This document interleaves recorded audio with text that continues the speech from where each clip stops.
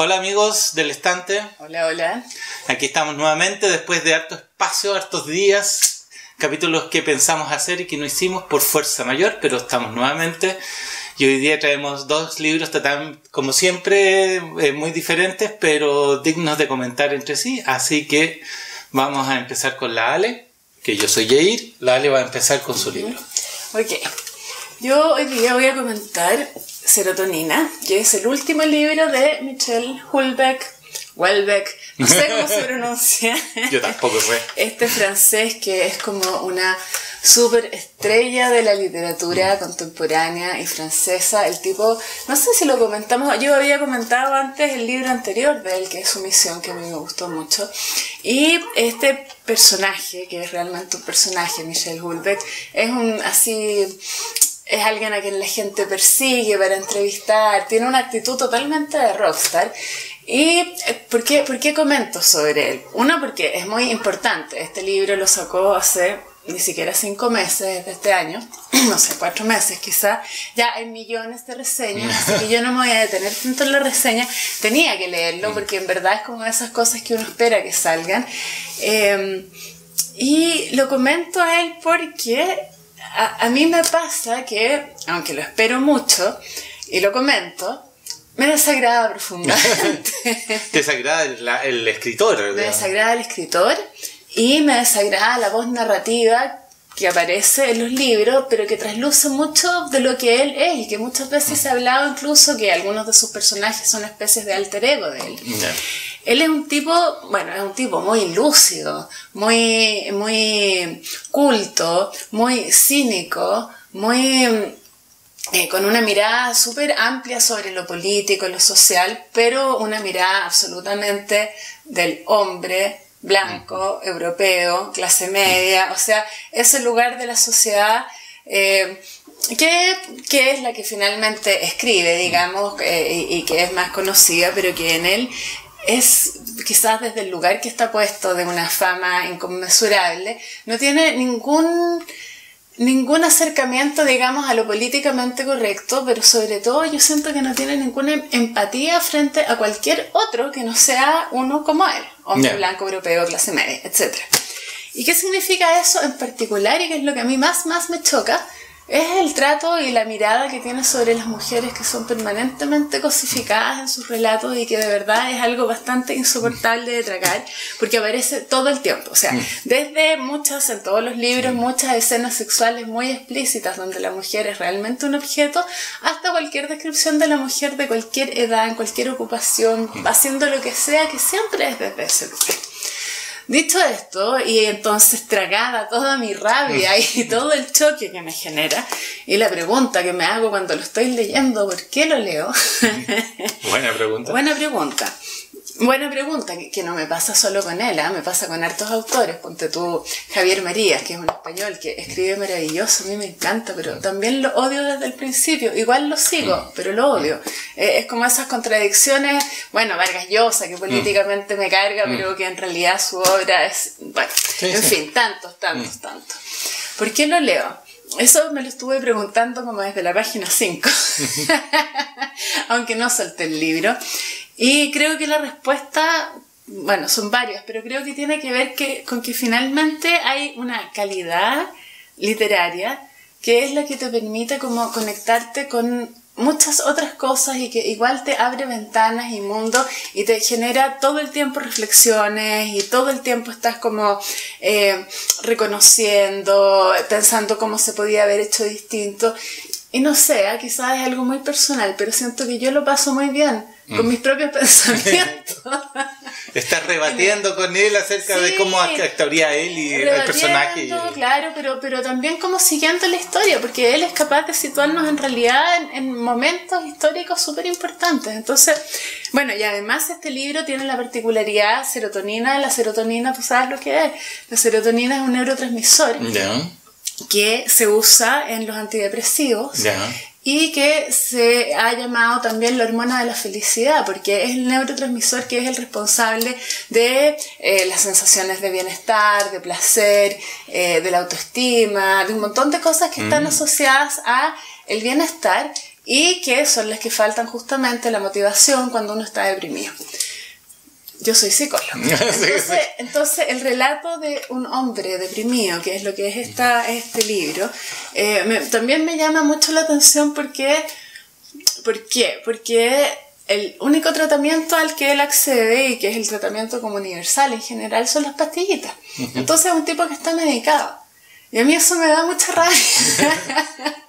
Porque inevitablemente uno va mirando la historia de este personaje y entendiendo cómo se fue construyendo la historia, su propia historia, y pensando la importancia de la palabra. Y ahí de nuevo la importancia, por un lado, de cómo un libro bien escrito te remite a tantas cosas, pero también esta cosa de pensar de cómo a través de la palabra uno muchas veces puede significar y resignificar las cosas y dar vuelta a algo, que es lo que no se llega a hacer en este libro, pero que... Y por eso digo que es como tan amplia la mirada, da mucho cuenta de la forma que tenemos de comportarnos nosotros, los seres humanos en general, en esta sociedad, que es como en general apegándonos a las circunstancias que nos tocaron y resignándonos. Y por eso personas como la Madame Curie, que comentamos la otra vez, por eso la excepcionalidad tiene que ver tanto como con la lucha contra las circunstancias, que es algo que acá no pasa en absoluto. Voy a hacer una mini reseña de este libro. Es la historia de Florent Claude, que odia su propio nombre, es Florent John Claude. Entonces parte contando cómo y por qué odia tanto su nombre, que es un tipo hijo de una familia, mamá, papá, él, que lo quieren mucho, y bueno, y en este libro se dedica a contar un poco episodios de su vida que en realidad se reducen a algunas parejas que ha tenido, un amigo que era su amigo, su trabajo, él estudió agronomía, entonces su trabajo en una industria de Monsanto, y un episodio en que él es como un súper privilegiado observador de las protestas que generan los agricultores en Francia, los pequeños agricultores, cuando empiezan a salir un montón de leyes, bueno, y que es parte de lo que vemos además en todas partes, todas estas leyes que tienden a favorecer a los grandes empresarios e ir dejando absolutamente desprotegidos a los pequeños. Entonces desde ahí él también da una mirada de un tema que es absolutamente... que está muy presente en estos días, y por eso se hablaba además que este libro tiene que ver con las protestas de las chaquetas amarillas, etcétera, porque aborda eso, pero es como un telón de fondo. En realidad, ¿de qué se trata? De él, de su estado de ánimo, triste, desencantado, con la sensación de que la vida fue, de hecho copié una frase porque pensé que después ya no la iba a encontrar. Dice, a mis 46 años, y además eso me llama tanto la atención, tiene 46 años y uno lo siente como un viejo acabado. ¿Y por qué me llama tanto la atención? Porque es más o menos mi edad, y porque a veces yo también me siento así, y después me doy cuenta de que no, entonces también siento que tiende como, pero a quedarse en eso, y lo fácil que es. A mis 46 años nunca había sido capaz de controlar mi propia vida. En fin, parecía que la segunda parte de mi existencia solo sería, a semejanza de la primera, un flácido y doloroso derrumbamiento. Ese es como el tono de esto, que es un tono amargo, es un tono desencantado, es un tono cínico, es un tono oscuro, es como meterse en un pozo oscuro, negro, en el que no hay salida, y las únicas luces que aparecen tienen que ver con la felicidad alguna vez vivida y ya perdida para siempre, que también es algo bien impresionante, y que lo dice en varios episodios, como por ejemplo cuando habla de los años de estudiante. Dice, los años de estudiante son los únicos felices, los únicos en los que el porvenir parece despejado, en que todo parece posible después de la vida adulta, la vida profesional, no es más que un lento y progresivo estancamiento. Ese es como el tipo lo tiene todo, tiene buenos trabajos, tiene plata, no tiene problemas de ningún tipo, digamos, pero está absolutamente desencantado de la vida. Y bueno, llega a un psiquiatra que le da este Captorix, que es el antidepresivo que toma, que además tiene como efecto secundario la desaparición total de la libido y la impotencia, que podía ser lo único que él siente que lo podía mantener vivo, que es lo que le interesa y que tiene que ver también con esta mirada que tiene sobre las mujeres. Entonces ahí también aparece como una contradicción importante. ¿Y por qué digo que me llama la atención esto de cómo él se ha construido su relato? Porque él solo, aislado del mundo, sin ninguna necesidad, o sea, creando vínculos bastante pasajeros, ligeros, sin mayor compromiso, se parece de alguna forma tanto a algo que quizás aprendió y al principio no más cuenta, que sus padres, buenos padres, amantes padres, preocupados, etc., entre ellos se querían tanto que él siempre tuvo la sensación de estar excluido. Y esa sensación llega a su clímax cuando, siendo él, no sé, tendría 20 y tantos años, los padres se suicidan juntos, sin decirle nada ni explicarle, y él después se da cuenta que el padre había contraído una enfermedad terminal, y bueno, decidieron matarse juntos y lo dejaron afuera. No le explicaron, no le contaron, no hicieron ningún... Entonces, como esta sensación de exclusión que arrastra a lo largo de la vida y de la que no se puede como salir. Y entonces, no sé, pasa que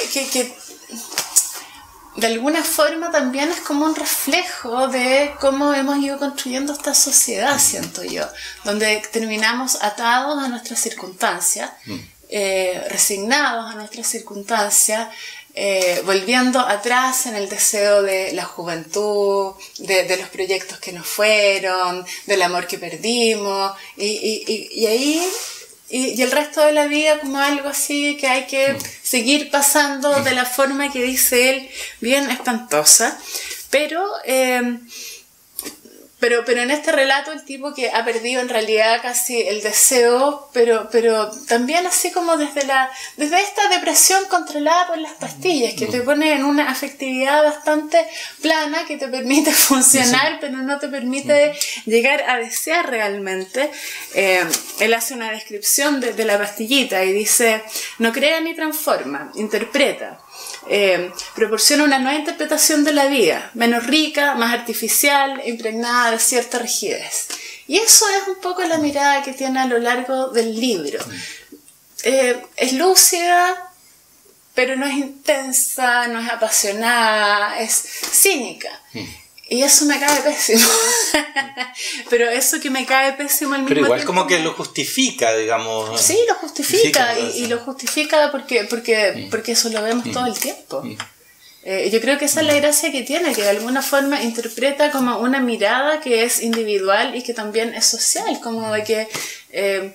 la vida en la juventud hay que aprovecharla porque después todo se convierte en trabajo, y como que me hace pensar en como todos estos discursos de repente de la gente que dice no, tiene que aprender a esforzarse desde chico porque la vida es dura y como que en algún momento lo puedes pasar bien, aprovecha tus años de estudiantes porque son los mejores y no volverán. Sí, hay un discurso ahí, ¿cierto?, oculto de eso, sí. Y que está súper impregnado, y que al final todo después se trata de ser alguien que es más apariencia que contenido, y que el placer queda como de lado, y que en verdad ya las relaciones humanas se van circunscribiendo como a tu núcleo más chico, si es que lo tienes, porque tampoco hay tiempo y porque no hay...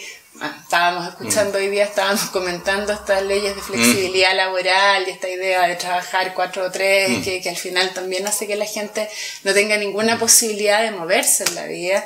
Y es como eso. Entonces, a pesar de que tiene una mirada que es bien chocante, sobre todo respecto a las mujeres, y que de verdad uno como que tiene que saltársela, si logras como saltártela y hacer el ejercicio de leer el libro y de instalarte en esta sensación que también es la depresión, y que la depresión también es algo que genera en el entorno mucha rabia, porque tú dices, pero ¿cómo? ¿Es algo? ¿Cómo? Y no, es en verdad una enfermedad, pero es también el modo de tratarla. Claro. Este psiquiatra que solo le da pastillas y los teléfonos de unas putas para que vaya y así como con las recomendaciones al mismo tiempo. Bueno, es bien loco, pero es como esa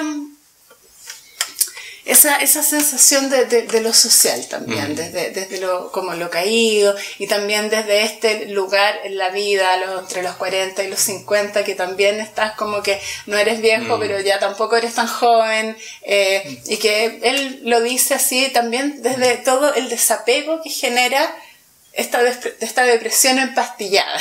Claro.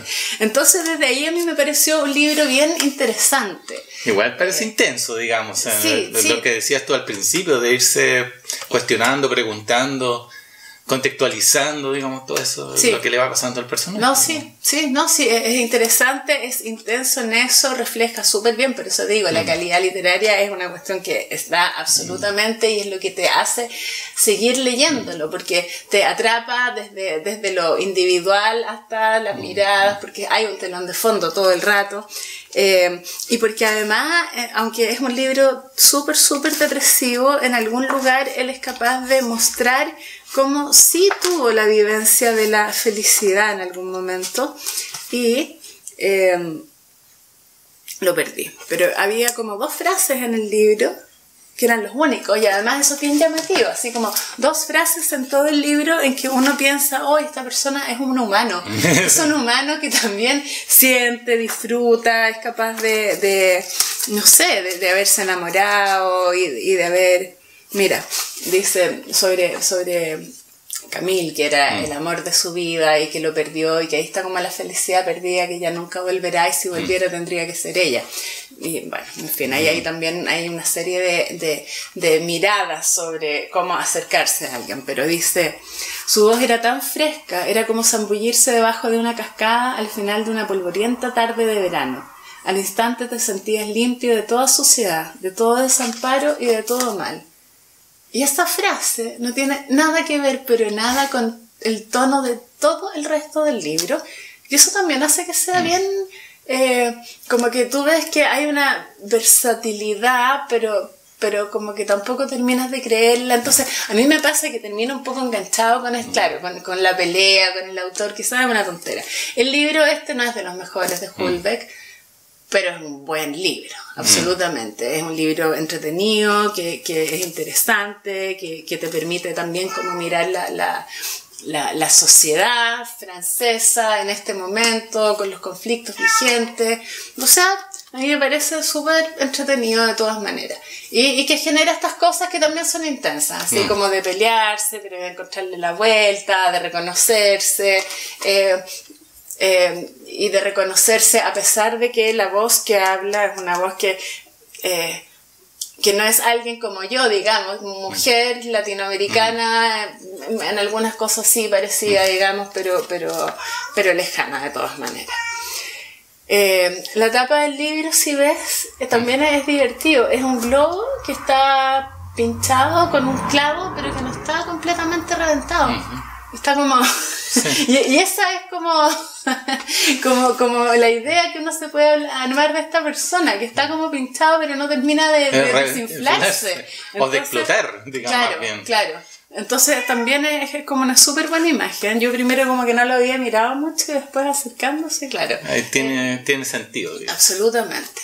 Así que esto, pues el último libro de Michel Houellebecq, publicado este año, a principios de año, y vendrán más probablemente, y a mí me pasa, yo solo leí Sumisión, que lo comenté antes y que realmente me gustó mucho más, aunque me pasaron las mismas cosas con el autor, y ando persiguiendo a alguien que me preste los libros anteriores porque sí, son de verdad es una voz potente, más allá de todas las cosas que uno pueda decir, pensar o sentir cuando lo lee. Y por eso, porque genera que uno piensa siempre y quiera decir cosas.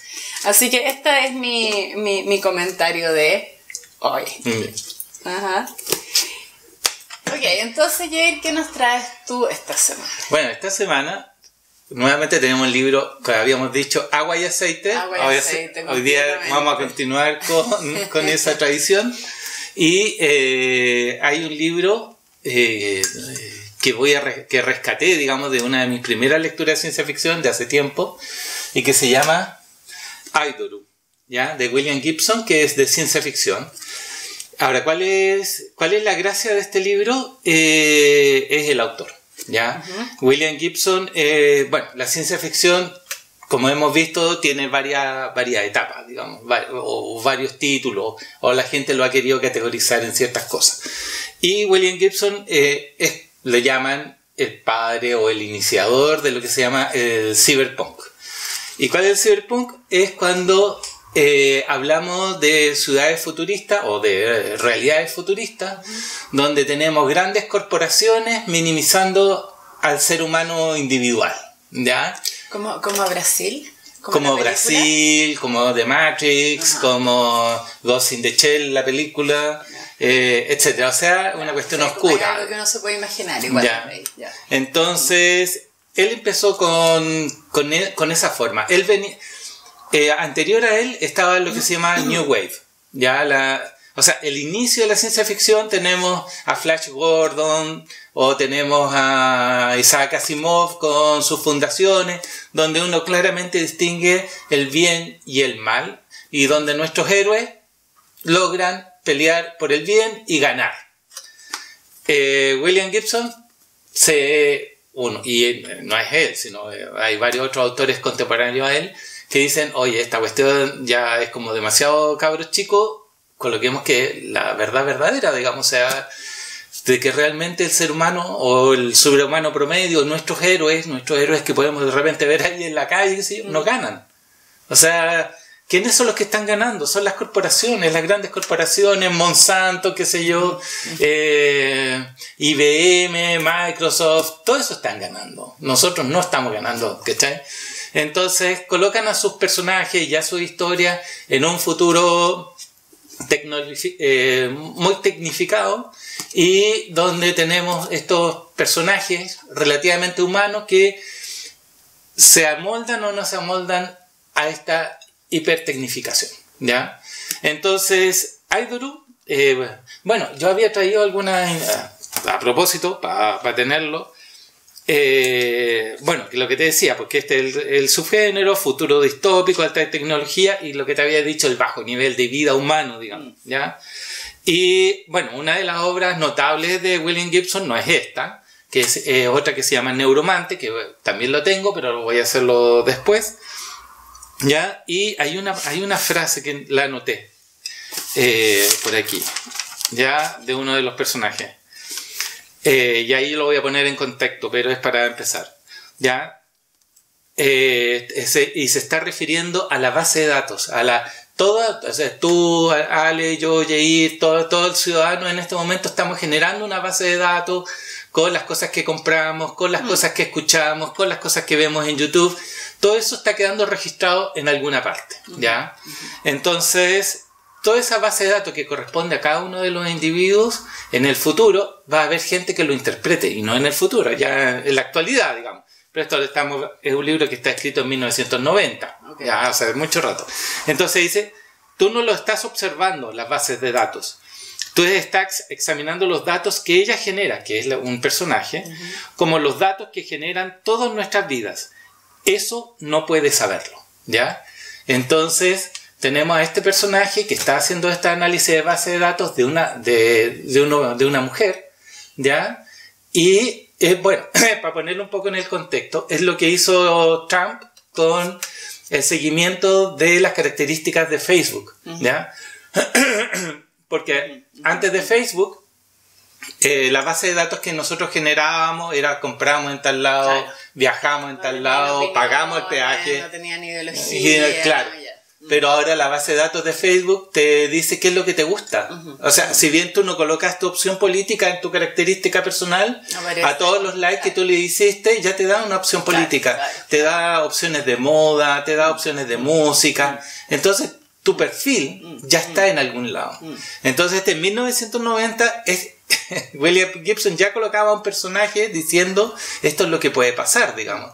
De que hay alguien que los puede analizar. Bueno, y en el caso de Trump con Facebook hicieron este análisis, cuáles son las personas que son más propensas a recibirme mensaje, ya a eso les vamos a tirar nuestra información y les vamos a tirar los fake news, digamos, diciéndole, oye, los demócratas hicieron esto, que la Hillary Clinton hizo esto otro, qué sé yo, y todo eso hace que el objeto al que le llegue esa información cambie de opinión o reafirme su opinión. Claro. ¿Cachai? Y que empieza a sentir que todos los que están en su entorno piensan lo mismo, claro. Por lo tanto parece que esa fuera la opinión más validada. Exacto, y además que hace... Claro, y cada uno de los que está recibiendo se siente confortable porque se siente que no está solo, ¿ya? Y eso es una sensación de agrado para esta gente, digamos. Entonces, este personaje está, en este caso, está analizando la historia de una persona que podría ser famosa. Ya, ahora coloquemos un poquito más de contexto. Este personaje, Lane, es contratado en esta, llamémoslo, lo que se llama actualmente ingeniería o minería de datos. ¿Ya? En todas partes están nuestros datos y esta gente que estudia esos datos se llaman mineros porque hay muchos datos. Entonces, ¿cómo los limpiamos? ¿Cuáles son los datos que realmente importan? ¿Qué sé yo? Entonces hay una empresa, una discográfica, o más que discográfica, constructora de personajes o de famosos, que anda viendo cuál de todas estas personas que hay en el mundo que todavía no saben que son famosas, pero tienen una actitud para ser famosa, ¿ya? Entonces, como ir a buscar talentos, ¿ya? Pero los talentos ya no es como ahora que yo voy al escenario y digo soy talentoso y me evalúa un jurado, sino que en esta época futura esta gente es capaz que a través de todas las actividades que se está generando cada una de las personas pueden distinguir, mira, esta tiene una personalidad para famoso, esta más o menos, esta no, esta es común, esta no sirve para nada, ¿cachai? Entonces, a Lane le dan la tarea de buscar a esta persona famosa y descubre que hay una mujer que podría cumplir con un perfil famoso y si lo cumpliera, esta empresa va y le ofrece un contrato para ser famosa, digamos, ¿ya? Entonces, ahora, ¿dónde empieza, entre comillas, como siempre en la ciencia ficción, digamos, que es la aventura que nos ayuda a mirar para el lado? Es que esta persona, esta mujer, la que está siendo investigada, siente que está siendo observada. Pero no hay ningún lazo que ella pueda saber, porque son puros datos que ella genera. Claro. Es como en un grafo, ella está tirando información hacia afuera. Y porque no hay ahí la sospecha de que esto esté pasando, en realidad. Como ahora que todos sabemos que nos están observando. Claro, ahora todos sabemos, pero en esta época ella no sabe, o sea, no sabe, ella individualmente sabe que la están observando.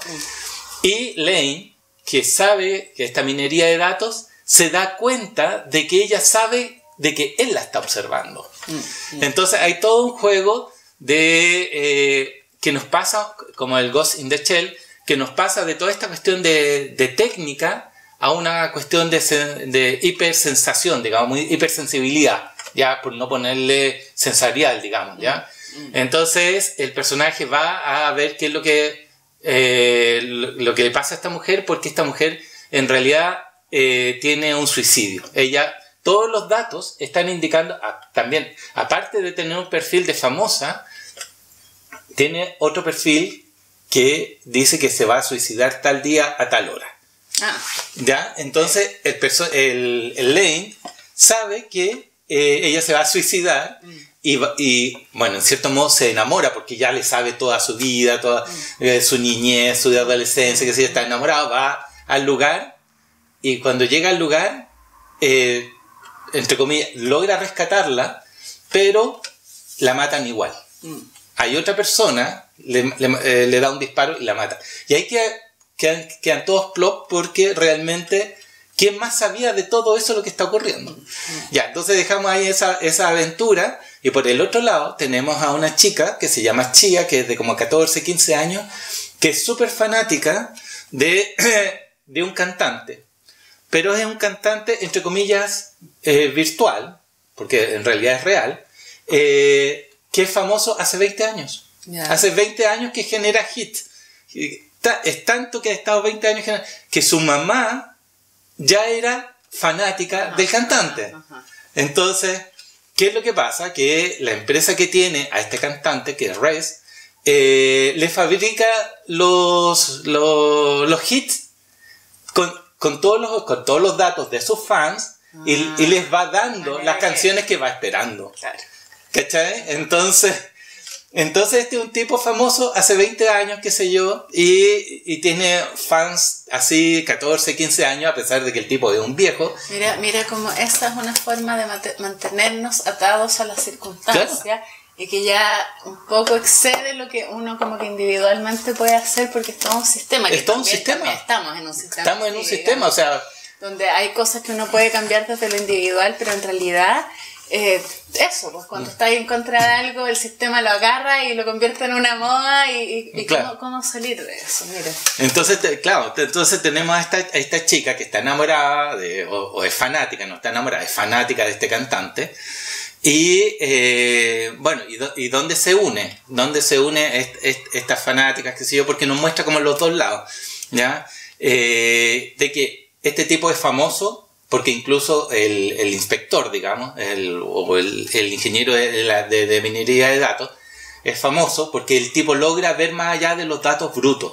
Entonces el tipo como que tiene un don para ver las bases de datos y decir, oye, esta cuestión va para allá, va para acá, sin una lógica aparente. Yeah. O sea, él no usa formularios ni ecuaciones, no, él se conecta. También tiene otras cosas como de Matrix en 1990, que se conecta a la base de datos con unos focus datos que llaman, que es una forma así como de conectarse visualmente con la base de datos, y él va observando y ve los números para allá y para acá y es capaz de observarlos. Y todos estos flujos de datos tienen nodos, que son lugares importantes donde ocurren cosas importantes. Entonces, este tipo es famoso por eso y lo llevan a Tokio.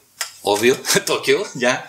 Y uno se encuentra con varias cosas como que ahora como que son súper... Es que no es tan lejano 1990. Estoy pensando, Matrix de hecho, ¿de qué año, ¿Y Brasil de qué año? No, pues pero Brasil es muy distinta. Ya. Es muy distinta. Pero Matrix es de ¿cuándo? ¿De los 90? De los 90. Sí, pero es por eso, o sea, está dentro del contacto de Cyberpunk, de Matrix. Ah, claro, eso es el ya. Ya, entonces, ¿dónde está? Entonces contratan a este tipo, a este minero de datos, hipersensible, digamos, y lo contrata el cantante que es Rez. ¿Y por qué? Porque Rez está enamorado de una inteligencia artificial. Uf, eso también lo hemos visto. ¿Cachai? Ya, entonces, pero esta inteligencia artificial es como la primera, entre comillas, digamos, que usa el mundo normal. Es como cuando liberan, no sé, una tecnología espacial y la liberan para que la gente normal la pueda ocupar. Uh-huh. ¿Ya? Entonces esta inteligencia artificial, que es Idol, ella, ¿ya? Okay. Entonces se enamoran y se van a casar. Ahora es una inteligencia artificial se va a casar con este Red, cantante hiper famoso, qué sé yo. Entonces hay varias corporaciones, unas corporaciones que no quieren que eso suceda y otras corporaciones que son los rusos, digamos, que sí quieren que suceda porque les va a permitir acceder, hay otras historias más, les va a permitir a tomar otros tipos de tecnologías, ¿ya?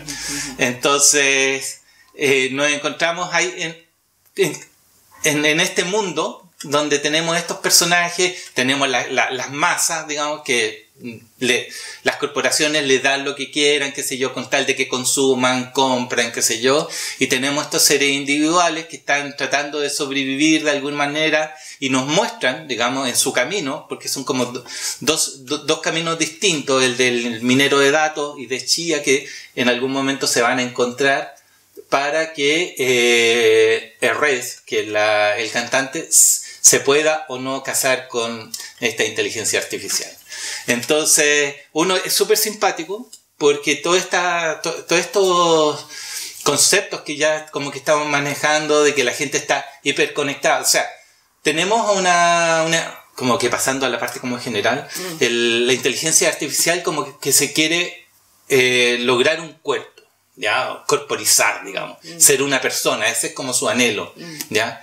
Y tenemos personas que también están dentro de la historia que están hiperconectadas y que se quieren olvidar de que pertenecen a un cuerpo. Que preferirían ser una máquina.